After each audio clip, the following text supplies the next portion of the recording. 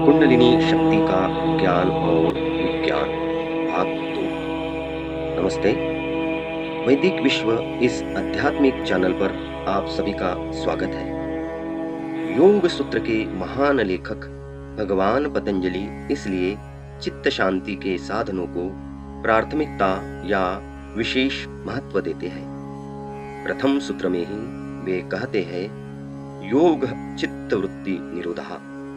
यहाँ प्रयुक्त निरोध शब्द का आशय वृत्तियों का विरोध अथवा वृत्तियों को नष्ट करना नहीं है।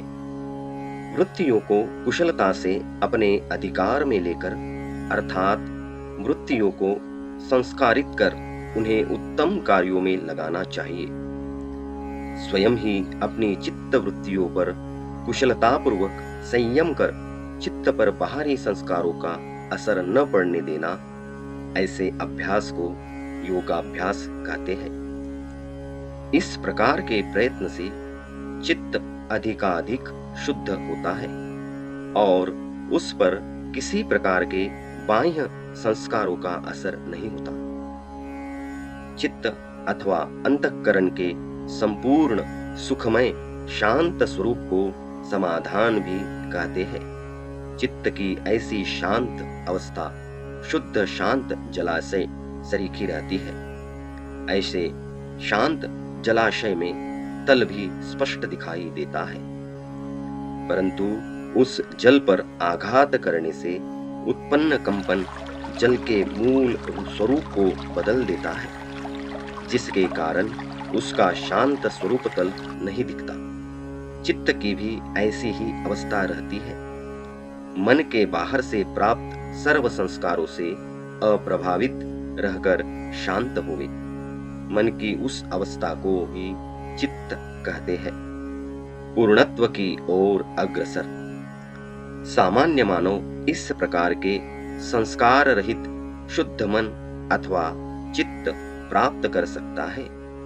जैसे किसी स्प्रिंग को तान देने के पश्चात उसका तनाव कम कर छोड़ने पर वह स्वतः मूल अवस्था में आता है, उसी प्रकार चित्त संस्कार रहित मन को अपनी मूल अवस्था में रहने दिया जावे तो वह अपने आप उत्क्रांति की उच्चतर अवस्था प्राप्त करता है। गूढ़ अथवा दिव्य अनुभव साधना मार्ग में उत्क्रांत अवस्था के द्योतक है, परंतु उन्हें अनुभूत करने के लिए चित्त को मूल अवस्था में ले जाना पड़ता है। चित्त पर किसी भी बाह्य कृत्रिम आकर्षणों का परिणाम न होने देने से वह स्वयं ही उत्क्रांति की परिपूर्ण अवस्था प्राप्त करने में अग्रसर रहता है। उत्क्रांति की यह दीर्घ यात्रा पूर्णत्व की ओर अग्रसर होती है।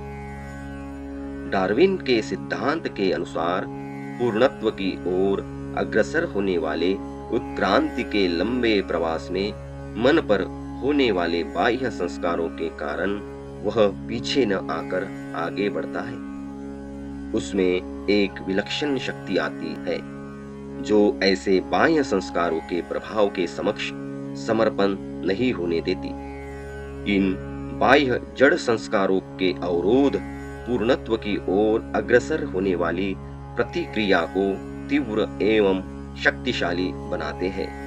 कबीर कहते हैं, दुर्बल को न सताइए जाकी मोटी हाय, मुए चाम की सांस सो लोह भस्म हुई जाए। इस प्रकार विरोधाभास की स्थिति उत्पन्न होती है। बाह्य परिस्थितियों से अपना जड़ संबंध जोड़कर फिर उन अवस्थाओं से ऊपर उठकर स्वतः की उच्च उत्क्रांत अवस्था प्राप्त करने को ही उत्क्रांति कहते हैं। प्रसिद्ध वैज्ञानिक सर जेम्स जिन्स कहते हैं, there are no events we come across them. इस संसार जगत में कोई घटना नहीं होती, हमारी उपस्थिति ही हमें अनुभूत होती है। जीवात्मा अथवा पिंड की उत्क्रांति। विद्युत भार से जुड़े तार में सर्वत्र एक जैसा विद्युत प्रवाह रहता है, परंतु उस विद्युत तार की भिन्न रचना करने से वही तार का अन्य विद्युत गुण दिखाता है। परमाणु का विभाजन कर उसका रूपांतर ओत-प्रोत में किया जा सकता है। जिसके ओत और प्रोत उसी गुण के रहते हैं, उन ओत-प्रोतों की सापेक्ष रचना भी बदली जा सकती है, परंतु ओत-प्रोत में निहित सनातन ऊर्जा कभी बदली नहीं जा सकती। मूल पदार्थों की विभिन्न सापेक्ष अवस्था के कारण गुण भी बदले जाते हैं। इसलिए उत्क्रांति के विभिन्न गुण अवस्था मूल पदार्थ पर अवलंबित न होकर देखने वाले के सापेक्ष दृष्टिकोण अथवा अवस्था पर अवलंबित है। इसी प्रकार यह निष्कर्ष निकाला जा सकेगा कि ज्ञान यह जीवात्मा का गुण है, जड़ शरीर का नहीं। इससे स्पष्ट होगा कि उत्क्रांति द्वारा ग्रहण किए गए संस्कार जीवात्मा पर ही परिणाम कारक है, वे केवल जड़ शरीर के कारण नहीं है। जड़ रचना को प्रकृति कहते हैं और उस प्रकृति के विधान को प्रत्यक्ष देखने वाले जीवात्मा को सांख्य शास्त्र में पुरुष कहा है। योग शास्त्र में सांख्य तत्व ज्ञान को प्रमाण माना गया है। तात्पर्य यह कि की जाने वाली सभी योग साधना जीवात्मा ही करता है और वही अपनी उत्क्रांत संस्कारित अवस्था के अनुरूप अपने प्राप्त शरीर की आवश्यक पुनर्रचना भी कर लेता है।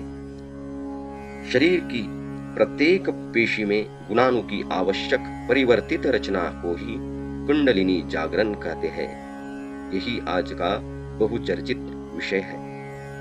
कुंडलिनी जागृति के पश्चात दिव्य अनुभव आते हैं।